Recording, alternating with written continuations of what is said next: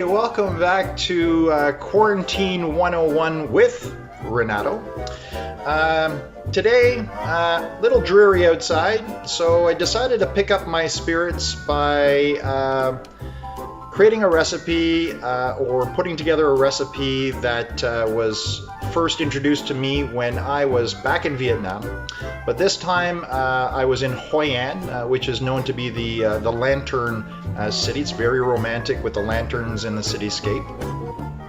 But I also had an opportunity to go and visit a Banh Mi shop, which was made famous by a hero of mine, Anthony Bourdain, who visited there about maybe 5 years ago and said that the Banh Mi in that location just has something special to it and was the best Banh Mi he ever had. So I went, I ate, I enjoyed, and it was really good.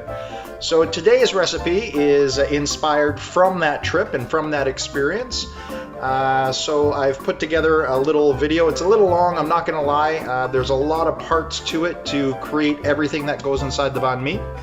But I hope you enjoy this installment of Quarantine 101 with Renato.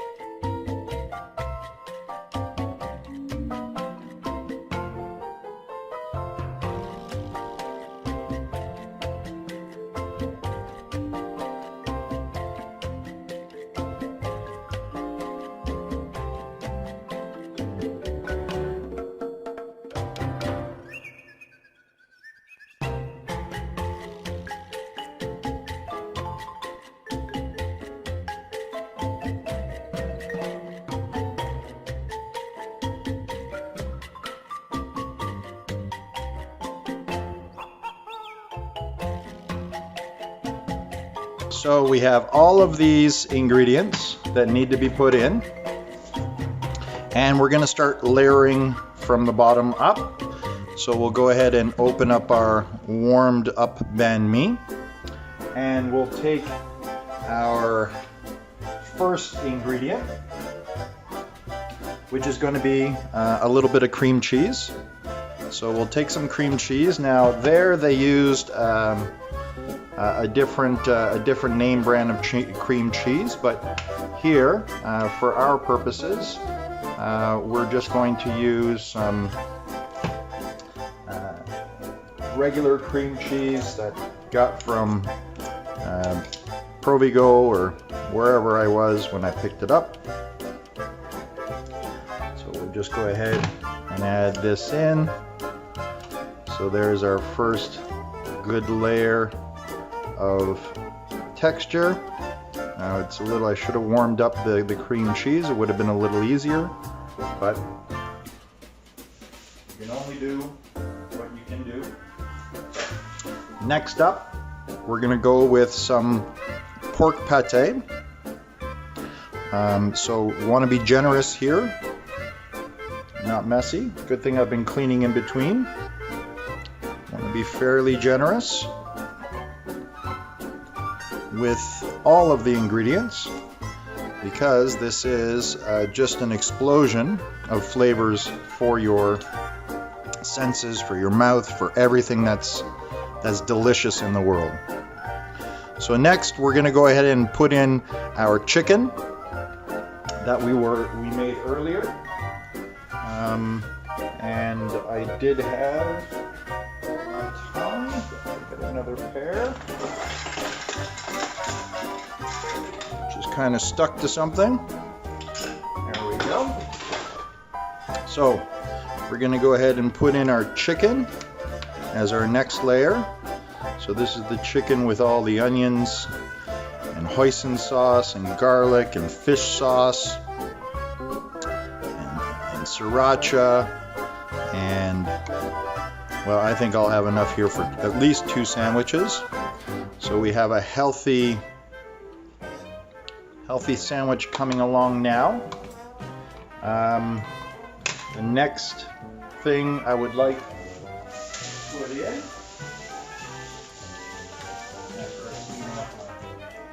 flippers here, is going to be some of the carrot and radish vinegar mix that we made earlier. So we'll just go ahead and start putting these layers in. And again, I made quite a bit, so I have some for other days.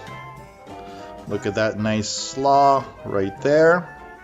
It's quite beautiful. Next, we'll add some cucumber slices. Again, it's all about the texture, and you want to keep this as light as possible. Next, have some peppers, just some julienne orange peppers, a little bit of sweetness and fun color. Now we're going to add a little bit of spice to it. So already we're starting to get a little thick in this sandwich. So we're going to go ahead and add our jalapenos and stuff it in there. And it's looking absolutely delicious. And then we're going to add some cilantro to the mix. And again, it's about being light. Even if you have some stem in there, it's okay. So we have now put in all of the ingredients that should be in, and we are still missing one critical aspect, or 2 critical aspects of the banh mi. It's the juice from the cooked chicken. This is almost like an au jus, so we're going to go ahead and put some of the juice in there. Again, it's all about the flavors and the taste profile, and of course a little bit more sriracha just to make it complete. So there you have the banh mi. This is going to be lunch and dinner for me. I hope that you enjoyed watching the presentation on how it's made. And now I'm gonna get this sucker into my belly. Well, after all of that work today to get to this point, I'm going to now taste test my banh mi. So as you can see, I've put it in a little bit of foil, and now I'm just going to try it, and I'm sure I won't be disappointed.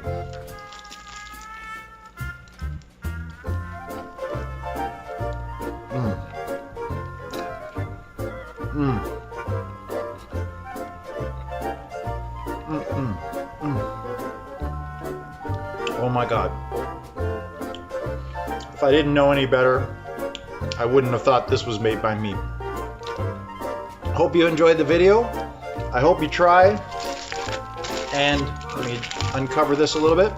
I hope you try and make this sandwich one day. It's unbelievable. You'll have so much fun, and it's so good for you. Lots of different textures and tastes and profiles. Absolutely spot on.